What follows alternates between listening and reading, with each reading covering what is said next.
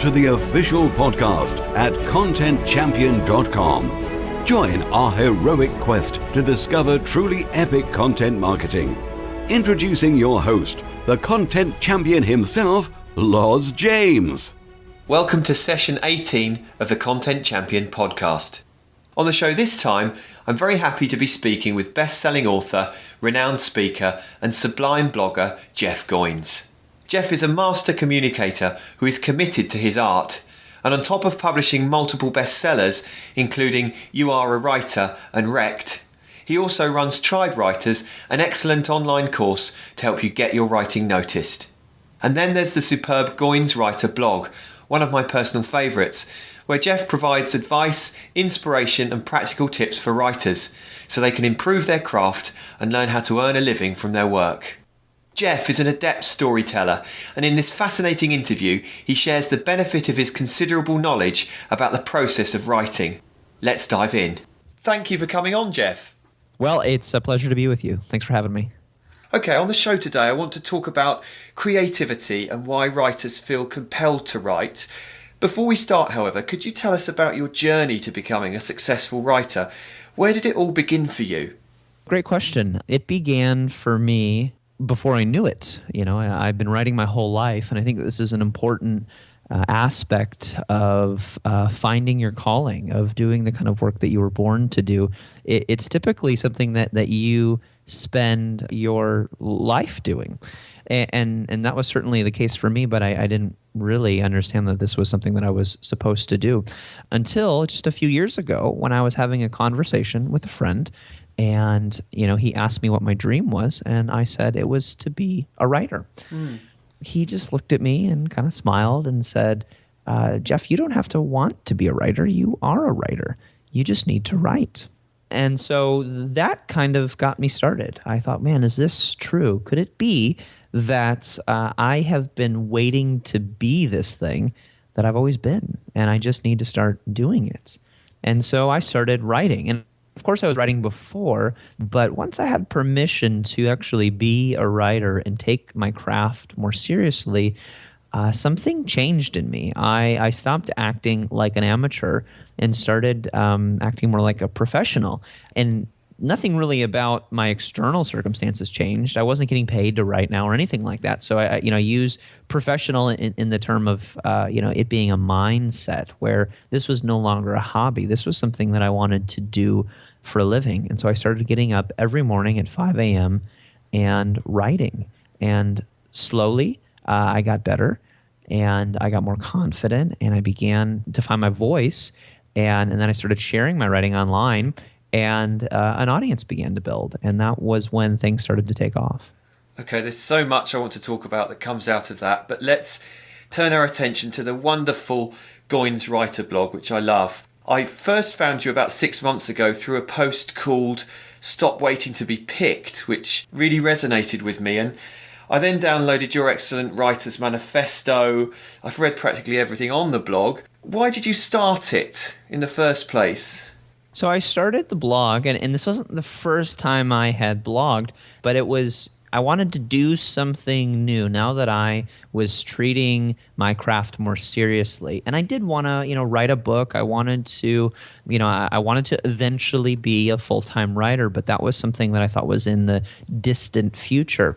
And so I started the blog kind of as a place to document my journey. And I started writing about the ideas and struggles and things that I was having or going through as a way of just processing my journey and hopefully sharing some of the lessons that I'd learned along the way so that hopefully it could help other people. And there were a lot of blogs about blogging and how to make money online, but I couldn't really find many blogs about writing, about what do you do if you want to become a better writer, if you feel more like an artist than an entrepreneur, and yet you do want to make a living doing this work that you love.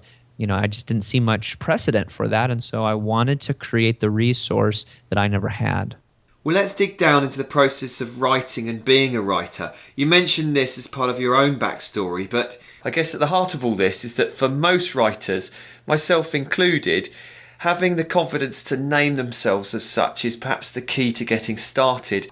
I've been writing for 15 years and I still don't really think of myself as a proper writer, but sort of a bit of a charlatan sometimes. I guess you must come across that a lot. Yeah. I do think that you're absolutely right, Laws, in saying that calling yourself a writer is the most important first step that you can take, because I think this is true in any craft. This is true for any kind of vocation or in any industry.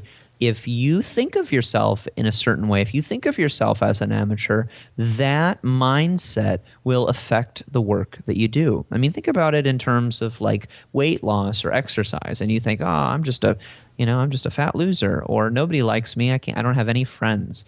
The people that think that way, and I was and still am that way in many respects, they tend to, however they see the world, it tends to come true. They tend to kind of create the reality that they see. And so the same thing is true with writing. If you think, I'm bad and I'm never going to get any better, you're probably going to never get any better. And if you never think of yourself as a writer or as a professional, you're probably never going to feel that way. And you mentioned that blog post I wrote, Stop Waiting to Be Picked. And that was really inspired by a book that Seth Godin wrote called Poke the Box, where he talks about we live in this era where you don't have to wait for permission to be yourself. You don't have to wait for permission to start doing the thing that you love. And in fact, somebody may never come along and pick you, but you have the ability to pick yourself, to say, okay, I'm just going to do it. I'm going to start. And the beautiful thing about that is the world tends to notice and revere and even follow those people who are self-starters, and unfortunately tend to ignore the ones who are sitting around waiting to be acknowledged for their gift. You also maintain that we should forget about fame and fortune when writing, as this can corrupt the creative process itself. We should instead focus on the work of writing. Is that right? That is right, yeah. And I know it's easy to say and hard to do, especially when you've got bills to pay. I'm not some idealist who doesn't care about taking care of my family or providing a roof over the ones I love and making sure we have enough food to eat. But when it comes to making art, I think it's very important. And this is a daily struggle for me. I'm not going to say I don't struggle with wanting accolades or acclaim or attention for the things that I do. Certainly I do. But having that kind of mindset, writing something and saying, oh boy, people are really going to love this, that corrupts the creative process. It subverts what art is really about, which is surprising people, changing something, making a difference. And we can only do that kind of work if we're focused on the work itself, not on the outcome of the work. Let's talk about inspiration as well. If we're writing for the love of writing, we still need engaging, world-changing subject matter to draw on. Where do you get your inspiration from, Jeff? I think that subject matters less than voice, or as I sometimes say, that what you write about isn't as important as how you write it. And I sometimes get pushback on that, and I'm okay with that. I understand that there are certainly some subjects that seem to be more attractive than others, but all I know is that my favorite writers, some of history's most famous authors and artists, at the time were doing work that people dismissed as irrelevant. But now, years and sometimes centuries later, we say this is genius. And so where does inspiration come from? I'm not quite sure. I do know that it often comes when I'm in the middle of working. I don't wait for inspiration to come. I show up, and somehow inspiration tends to meet me there in the midst, in the middle of the work. And when I'm working, because I can't control, I write a lot about my own personal experiences, and I can't 100% control what happens to me in my life, but I can control how I react to it and how I process it. And so a lot of writing for me comes from real life experiences and then processing it. And, it's a real common adage to tell a writer, write what you know. And I think that's a great place to start, because you don't have to have a remarkable story to tell it really, really well. And in fact, most people aren't looking for some amazing story that they'll never be able to live up to. What they want is they want the confidence to wake up tomorrow and have hope that today could be better than yesterday, to know that they are a part of some bigger story and that they have an important role to play. And so I like writing in very easy, accessible ways that show some of my humanness and connect with my readers, same humanity. You've got a very accessible style. I would definitely agree with that. Who are some of your favourite writers? You mentioned in there you draw inspiration from different people. Who are some of your personal favourites? Well, I really have enjoyed and I'm kind of obsessed with Hemingway right now. I love his terse style of writing and almost overly simplistic style. A contemporary that I think mimics that style in a lot of ways is Stephen Pressfield. In terms of bloggers, I love Seth Godin. I'm a big fan of his. John Acuff, I think he's got a great style as well. I also love C.S. Lewis. I love almost all of his fiction and nonfiction. So those are some of my favorites.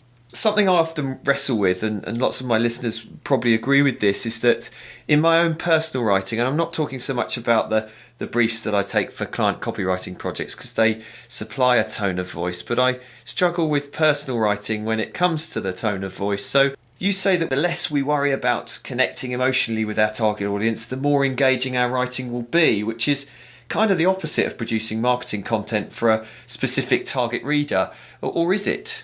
I spent 7 years as a marketing director and much of that time as a copywriter or leading other copywriters.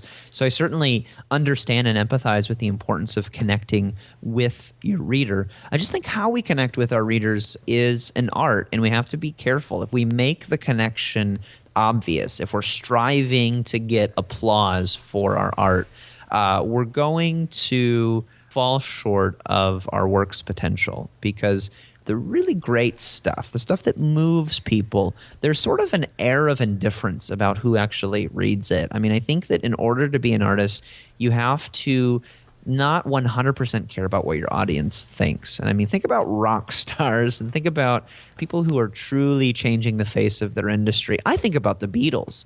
They were always surprising their audience. And in fact, I mean, they were one of the world's biggest touring acts at the time and still today in terms of, the amount of people that they could get to show up for a show and, the craziness that would happen afterwards. Hard to compete with, the fame that the Beatles had. And yet, middle of their career, they just stopped touring for a lot of reasons, one of which was they couldn't create the sounds that they were creating in the studio. They couldn't really replicate those on stage, and they didn't necessarily want to. They wanted to focus on continuing to change the face of music, and they certainly did that. I mean, every album, every record that they released had a different tone, had a completely different sound. You think about Sgt. Pepper's versus the White Album or Abbey Road or even Revolver, and you've got very, very different sounds. And the reality is, I mean, they became famous, when they came to the States and played on the Ed Sullivan Show. They became famous, really around a certain sound, around these 2-minute poppy, love me do kinds of songs. And they probably could have just played that music for the rest of their lives, but they wouldn't have honored their craft and they wouldn't have the legacy that they have today because they were worrying too much about their audience. And so, I mean, the irony is you care less about your audience's affection so that you can essentially, in turn, affect your audience even more so. So when it comes to writing for an audience, I like to write for one person, myself, which sounds kind of selfish, but it doesn't have to be because I know myself more than anybody else does, and I know myself more than I know anyone else. And so when I write for myself, I do two things. One, I hopefully honor the craft and my calling and get more in touch with my voice that way. And then second, I reach everybody that has that same worldview, that has that same feeling or struggle. And so I think what copywriters sometimes do is they write for somebody that they don't have anything in common with, and then they try to relate to that person. And I just found that to be very ineffective. Instead, I try to write for myself in a way that allows people to see their story and my story, allows to see their pain and struggle and my pain and struggle, and invites them into the process that I'm going to take them through. So it's not so much about just disregarding the audience, but it's about writing first for the person that you know best, which I think is yourself. That's fascinating. It's a fascinating take on it, and I'm very sure that you're right in terms of the way you're looking at copywriting. Okay, this brings us on to related topic, quality content. It's a much used phrase at the moment. What is it in your opinion? How can we sit down to write and actually achieve it? There is sort of this conversation on the internet about, I guess, what's called quality content and then the rest of the stuff. And I think for years, we saw that it was possible to kind of game the system. If you wanted to become number one on Google or you wanted a bunch of free traffic from search engines, you just kind of wrote a garbage article and you got a bunch of people to link to it on your website, and that would work for a while. And what we're seeing now is as Google and other search engines get savvier, is that's working less and less. But I don't think it ever really worked that well. And I don't really like the dichotomy between quality content and the rest of the stuff, because I think as a writer, all content should be quality, should have a high qualitative aspect to it. And I can't imagine just writing something just to write it and putting it out there. Certainly, quality is somewhat subjective, and it really depends on the reader. But I think the content creator has a responsibility not just to write content that's going to get read, but write the best content he or she can. And the really cool thing about that is now, as I mentioned with the search engine stuff, that is the kind of content that we are more and more interested in rewarding. I'm not Googling, a certain term and then just necessarily picking the first term that comes up on the search engine results. I'm picking I'm clicking the link that looks the most interesting to me, that says that there's something in it for me. And so quality content, I think, is that. It's content that we write or create from the heart with an intent to generously share that with somebody else. And if it leads to more clicks or more traffic or more business for our website, that is secondary to wanting to help the reader. And again, I'm not thinking in terms of I'm not trying to be Pollyanna here and, say, hey, you just need to give all your content away for free and not worry about the bottom line if you're running a business or something. What I am saying is serve your readers first, and you won't have to worry about the bottom line. Let's talk about different platforms, different media that we can write for. I studied journalism and screenwriting. I've got experience as a copywriter. And in your case, what differences are there between your early copywriting work, book writing, and your blog? And what tips can you give us to be successful across different platforms, if you like? So I do think it all comes down to voice. I think it comes down to your unique way of telling a story, describing a scene, making a statement, something worth disagreeing with. And I think that takes practice. I think it takes time to find your voice. And really, it's not so much about finding your voice as it is about honing it. Because for most of your life, you communicated in a certain way. You processed ideas in a particular pattern. And as you grew and mature and, gathered more ideas or became more educated, that process evolved, but you have always been you, and you have probably always had, a certain perspective or voice. And so I do think it's about honing your voice, which is really just a matter of practicing. And for most writers, they think they're practicing enough, and they're really not. I am learning two things about practice. The first is this: frequency is better than quantity. And in order to explain that, I have to tell you how I used to write before I did what Stephen Pressfield calls turning pro, where I decided to get up every morning, regardless of how I felt, and write my heart out. Before that, I would get up every morning and go to work and kind of have a busy, stressful day like a lot of us do. And then, maybe once or twice a month, I would sit down on a Saturday afternoon when I felt particularly inspired, and I would write for 2 or 3 hours, and it would just flow. And I would save that Word document on my laptop, and I would tell myself that someday that was going to be a part of a book. And then I would wait another 2 or 3 or 4 weeks until I got inspired again to pick it back up. Once I started writing with more discipline, I became much better.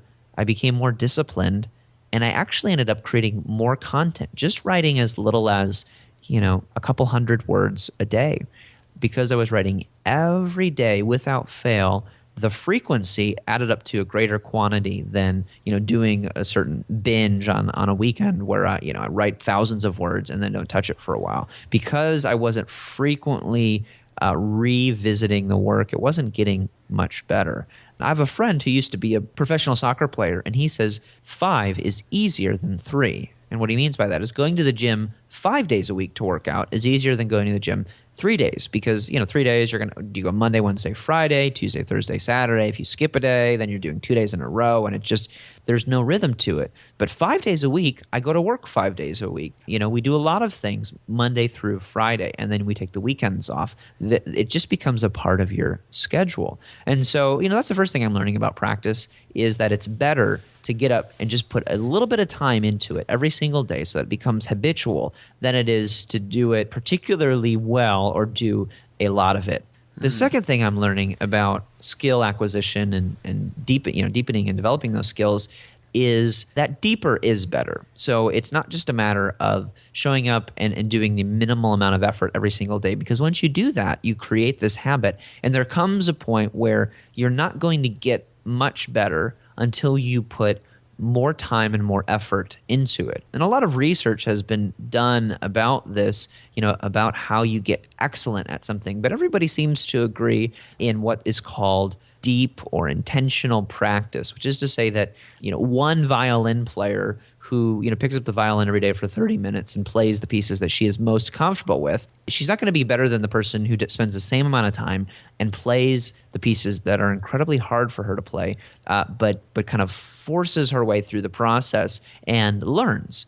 And that's basically what I'm learning about deep practice, is the way to get really good at something is to not just do the things that you do well because they're comfortable, but focus on the areas of your craft. So there are a lot of things that I'm not good at, like bookkeeping, that I don't have any interest in getting better at because it's not really a part of my craft. But as it pertains to your craft, you need to focus on the things that hurt, that are hard, because that's where true creative muscle is built, in the difficult parts.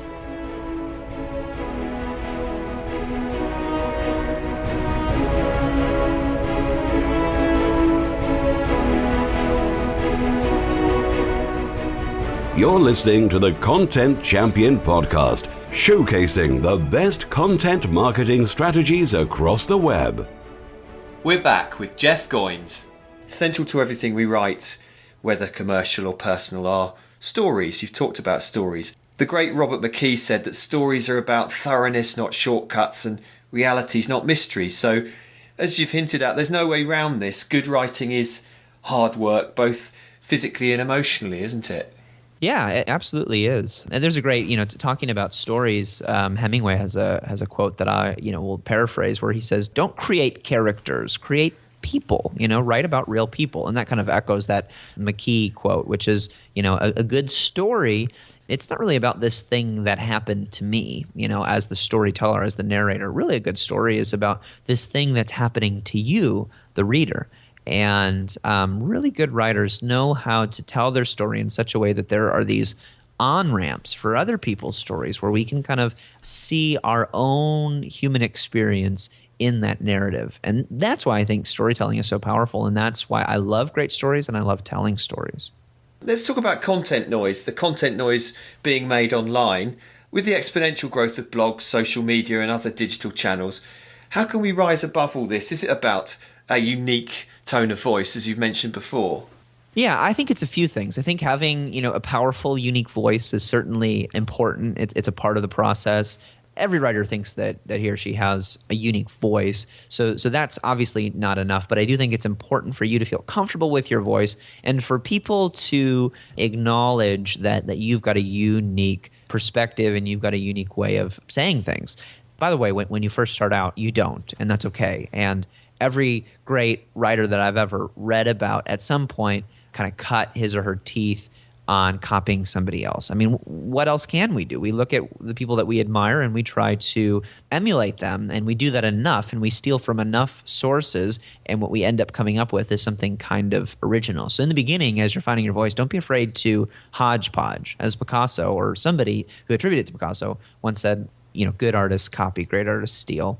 So I think honing your voice is an important part of the process in the age of digital media. I don't know that it's enough. I think that the people that are making waves and bringing attention to the stuff that they're doing are not only writing unique content and writing it really, really well, they're also writing helpful content. They're thinking about how they can be resourceful or add value to their readers in some way. So if you want attention and you're not getting it and you feel like you've tried everything, try helping people, try adding value. And if you think that the only way to do that is to write a top 10 blog post, then you're wrong, because stories help people, because sharing your own personal struggle and confessions help people because it makes them feel not alone. There are lots of ways to help people if you just get creative and think that this isn't just about you, it is about the people that you're trying to impact. And I understand that there's kind of this weird tension, because on one hand we're writing for ourselves and we're not caring about the audience, and on the other hand we are. And all I can say about that is, it's a paradox. Welcome to art. You have to manage that tension, because if you just care about your own stuff, you're irrelevant. And if you just care about the audience, you're pandering, and they can sniff that out. But the true artist manages this tension well by honoring the craft and also thinking about, maybe towards the end of the project, how can I connect this with people's deep needs in a way that feels honest and true, and invite people into the process. And I think the best way to do that is not only to write in your voice, in a unique way and to help people, but to be vulnerable, to show that you're not perfect. There's a rule in writing memoir, and I just finished a memoir and released it last year. So I'm had to learn this and relearn it. But there's this rule in writing memoir that basically says we have to trust you as the narrator. And one of the best ways to get us to trust you is to go first, to embarrass yourself, to show that you're imperfect, to show us some amount of your vulnerability so that we can trust you. Because we don't trust perfect people. We trust people that are like us, that don't have everything together. And once we give you that trust, then you can lead us to some place that will lead to change. And that, for me, is the really exciting part of having a blog, writing books, leading a community. It's being able to be myself, but also being myself in a way that helps other people and leads us both on a journey to change. Let's talk about conversations. You have talked about your tribe, building a tribe online. You have a great following on your blog and actively engage with your readers. Is writing now becoming less prescriptive and more about these types of interactions? Good question. I have always believed that if you can earn an audience's attention, you can ultimately lead them wherever you want to take them. And I think about John Mayer. John Mayer, I think probably one of the most popular guitarists in the world right now. Also an incredibly talented person, a really great guitarist. I play guitar, and the stuff he does is amazing, especially when he first started. He was, everybody was talking about how he was this, 20-year-old prodigy. And I believe I read that, he went to Juilliard or something and dropped out. And yet, when John Mayer comes on the scene, he writes all of this kind of acoustic pop kind of music that was really popular when I was in college and is not, in terms of musical sophistication, not the pinnacle of the kind of stuff that he was capable of doing. And yet he did it. And I'm sure he loved writing those songs. And he gained popularity. And then we began to see how nuanced and weird his musical tastes were, and weird in a good way. He loved blues, seems to love country and soul, and has a lot of older music influences. He's not just trying to be a pop star. And that's all coming out. And I remember when the John Mayer Trio came out, which was just this 3-person blues trio, and the stuff that he came on the scene with sounded nothing like that. These 9-minute blues rock ballads. that you would hear in a bar in Memphis somewhere. And he's playing it in an auditorium with 20,000 people.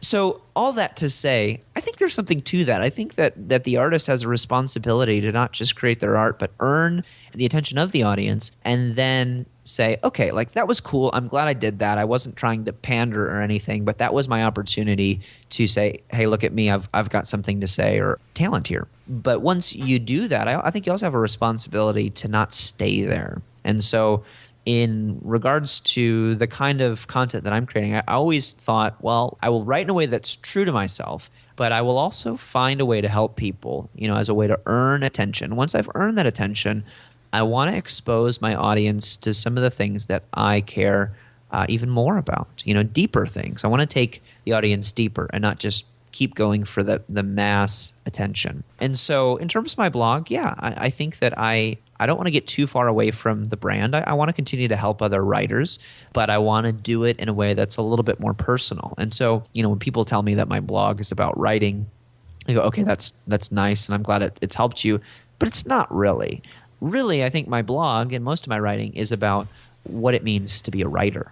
And it just so happens that what it means to be a writer is the lessons that we learn is the same lessons that we learn when we endeavor to be artists and entrepreneurs and good parents and spouses. I mean, these are life lessons. I feel like I'm writing about life, about the difficulties of growing up and disciplining yourself to do the right thing and not just getting caught up with your work, but also realizing that there are people involved and all of that stuff. And those are all life lessons, not just writing lessons. You won't see me talking too much about grammar because I'm describing the journey that I'm going on, the journey of being a writer and really the journey of life. And going back to something that we said earlier, I think those are themes that everybody can relate to. But if I didn't come out by starting, helping you become a better writer, it may never have been possible to share some of these deeper lessons. And I never want to take that for granted. I never want to take for granted the fact that people have given me a gift of their attention, and I need to respect that. And I also have a responsibility to truly lead those people to the kind of change that I think they're looking for. Okay, and once that trust has been established with your tribe, with your audience, a commercially minded question off the back of that, when do you feel you have the level of trust necessary to charge for some of that information that you are providing that is helping people? Well, before I can answer that question, I think it's important to address, the role of money in the life of a writer or an artist. And some artists say, "Oh, I don't care about the money," and I think that is naive, and I think it's misguided because somebody who doesn't care about the money and who doesn't have some rich patron backing them, it means they don't care about the people that they want to reach. And I very much care about the people that I want to reach. And it also means that their art is going to be short-lived and it's not going to have the most impact it could have. And so I like what Walt Disney once said. He said, "We don't make movies to make money. We make money so that we can make more movies." So for the artist, money is a pretty bad master, something to work for, but it is an excellent means of doing more work. So in terms of getting paid for your work, I think you have a responsibility to figure that out so that you can create more work, not so that you can, cash out and go live in the Bahamas for the rest of your life. When's a good time to start charging for your work? That's a great question. My experience says that a good time to start charging for your work is when people are already offering. So if you have done that, you have done the generous job of giving your stuff away for free, and it's connected with people, and there's value there, and there's so much value that people want to pay you. Don't believe that lie that says that, once you start giving stuff away for free, you can never charge. I have not experienced that. Maybe that's true in certain industries. I've not seen that be the case. Yes, there will be some people who will never want to pay you for your work, but that's okay because we live in an age where you can reach both groups of people, the people that will never pay and yet they're going to be changed by your work, and the people that want to pay and they're going to be changed by your work. And you can figure out different types of art to give them, different kinds of products to create and make available. But I think a good time to start charging for your work is when people are offering or asking. I started my blog, and for a year I wrote an article every day. I tried to be helpful, I tried to be generous, and I tried to be creative. And by the end of that year, people were emailing me, literally begging me to charge them for something because they felt this sense of reciprocity where I had helped them so much and they'd gotten so much value out of it that they wanted to turn around and help me. And that wasn't the reason that I was helping them. I was helping them because I was passionate about the subject and I wanted to help people because I needed the help and couldn't find it at the time that I got started.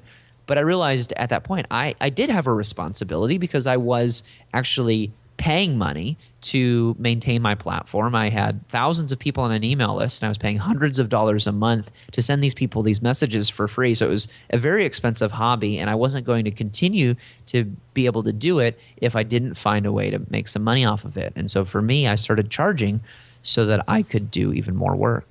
Okay. You've just redesigned your blog. It's very distinctive looking, very easy to read. How important is the way you present your content in terms of, font design, layout? Are there certain rules that you follow that we should perhaps follow too? I do have a background in marketing. I didn't go to school for it, but my first job was as a copywriter and for a nonprofit. And then I started to slowly get promoted to eventually one day my boss said, "Yeah, you're the marketing director." And we didn't have a marketing team. And so I said, "Okay, well, what does that mean?" And he says, "Well, I guess you need to build a team." So I am design sensitive, and I'm not a designer, but I have the utmost respect for design. And I think that great copy with poor design equals irrelevant content. And I think that pretty good copy plus pretty good design equals pretty good content. And I think that really great content plus a pretty good design equals excellent content. So all that to say, is design the most important part of your website? No, the content is. But bad design will distract from great content to the point that people won't pay attention to it, unfortunately. But at the same time, really great design and not great content still equals pretty bad content. So what do we do? So what are some rules to follow? Well, I do think that minimalism is becoming a thing, like a minimalistic design online is becoming, more popular. And I like that because it means that the content is becoming primary. And so for me, what that means when I'm designing a website or working with a designer, I want only the most essential elements on the page. And so that means, choosing a nice typeface, choosing one or two colors to emphasize certain design elements, because all I'm trying to do is get the person to read the content. I don't need them to look at my logo or graphics and go, wow, that's really cool. I'm trying to get them to read the content. So some basic rules, I think, are have black or a dark font on a white or light background. Having the reverse is very hard to read. So, having white type on a black background is not a good idea. Having really small font size is not a good idea. I think bigger just keeps getting more and more prominent. I mean, I'm using, I think, an 18-point font on my site from the body copy, which is pretty big.